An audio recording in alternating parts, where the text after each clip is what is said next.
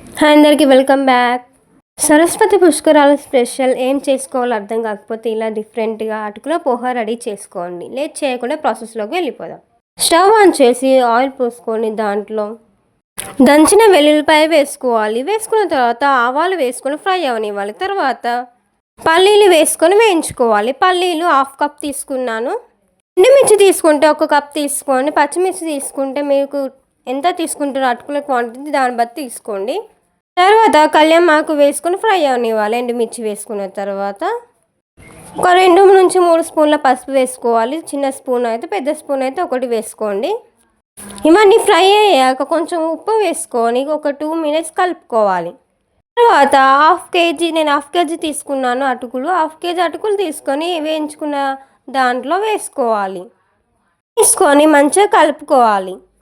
వైట్గా ఉన్న అటుకులు ఎల్లో కలర్ టర్న్ అయ్యాక మంచిగా కలుపుకోవాలి. కలుపుకోకపోతే మారుతాయి. వెంటనే మెల్లగా కలుపుకుంటూ ఉండాలి. అలానే కొంచెం సేపు అలాంటి ఒక 2 మినిట్స్ అలా ఉంచితే కొంచెం క్రిస్పీగా అవుతాయి.